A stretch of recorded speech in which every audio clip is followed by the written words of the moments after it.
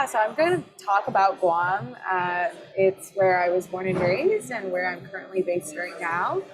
Um, as one way to give you an example of how we're very different, we are the farthest US territory. America has five.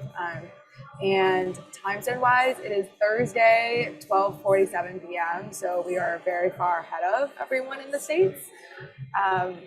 But the first question that people usually ask is, where exactly is Guam? And quite honestly, I can't even really tell you. I just usually say it's like a dot in the Pacific Ocean, but we are extremely close to the Philippines, near Japan, and traditionally known for our strategic location because we are within target range of most of Asia, or at least most of East Asia. And kind of close to Australia. I mean, much closer, obviously, than the States, but we're about 8 hours away from Australia, a couple of hours away from China, Korea, and Japan. So there are a couple of ways to get to Guam. You can go by plane, by another plane, or by another plane. The running joke on Guam is that we have what we call island fever, and so we really don't get to leave the island other by flying away from the island or going into the ocean, which for most people who don't know is within walking distance, basically 10 minutes, every place on Guam. It's one of the few things that people do on Guam almost consistently. You can go daily, you can go weekly. Growing up, whenever we had cleanups and field trips, it was always to the beach. Fiestas, parties, everything's done on the beach. And there are two main routes. You go through Narita, Japan, or you go through Hawaii. And they're usually very long stretches. So typical stretch from Newark is like 19, 20 hours. Partly because there are a lot of long flights and then there are also many layovers in between. But the running joke, again, then is that a lot of the times when you get to Narita or Hawaii, they're called high school reunions or like middle school reunions because chances are that if you're getting on a flight from Narita to Guam, you almost always know someone. And another thing we say on Guam is like everyone's related to each other or everyone knows each other. And I have not found that to be incorrect. I think in the States it's very common that you find people that you know from Guam and you can identify exactly what school or what village or what location they're from, or even sometimes very creepily like where they live. And so it's a very, very small place, but everyone is very family oriented and we kind of all know each other. Though there's like 100-some thousand people, so it's like not exactly true, but true to a certain extent. On the left are what most people think of when they think of Guam, the militaries, and then I am a civilian. My family's not a part of the military, and so we're called what we call locals. But essentially, most people think of us as a military base. We do have two military bases in the north and in the south. One's Navy and one's Air Force. There's huge military presence, but it actually doesn't interact with civilian life that much.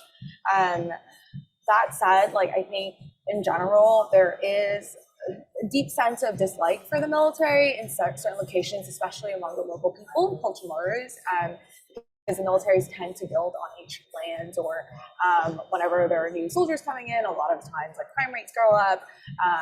Imagine people who are on ships and don't really have much to do, so naturally I think crime rates usually do go up. But that said, we have one of the highest military enlistment rates in the country, and it is extremely common for people not to go to college and to go to the military instead, or to go to military academy. That is a very violent conflict.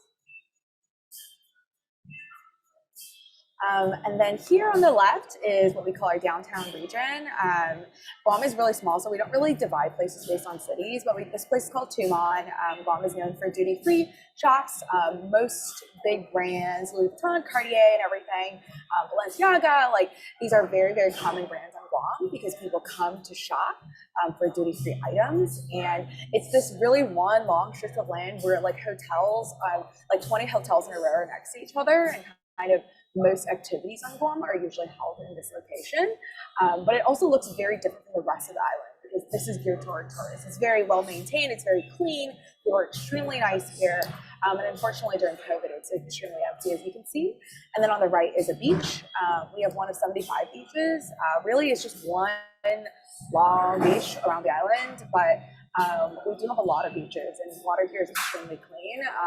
And so the photo isn't inaccurate. Like water is usually pretty clear depending on where you go. And kind of final note, I think a lot of people think of like the military when they think of Guam, but as a civilian, we think of what we call Fiestas on the left.